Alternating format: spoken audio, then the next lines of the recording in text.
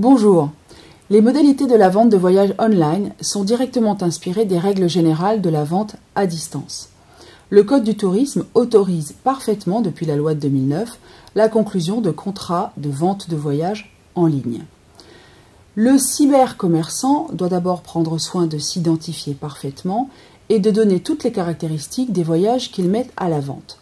De manière précontractuelle, il doit apporter au client toutes les informations sur les prestations qui sont proposées, à commencer par un prix transparent et TTC. Les formalités de conclusion du contrat en ligne sont relativement simples mais exigeantes dans la forme, de manière à ce que aussi bien l'agence de voyage que le client puissent conserver la preuve du contrat qui a été conclu. La première phase est appelée la phase du premier clic.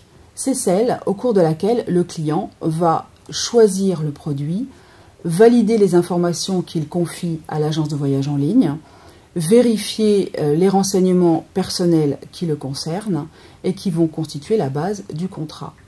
De manière extrêmement importante, il faut que l'agence en ligne, d'une manière ou d'une autre, communique au client les conditions particulières de vente qui sont les siennes. La meilleure manière de s'en assurer est de faire cocher au client une case certifiant qu'il a pris connaissance de ces conditions et plus particulièrement des conditions d'annulation. Le deuxième clic est la phase de validation du contrat, après laquelle le client certifie qu'il a relu les données de son contrat et qu'il valide ces données et surtout qu'il paye. En matière de voyage à distance, il est important de savoir que le client ne dispose pas du droit de rétractation reconnu de manière générale à l'internaute client d'un cybermarchand, tout simplement parce qu'il s'agit de prestations qui sont délivrées par les professionnels à une date ou à une période donnée.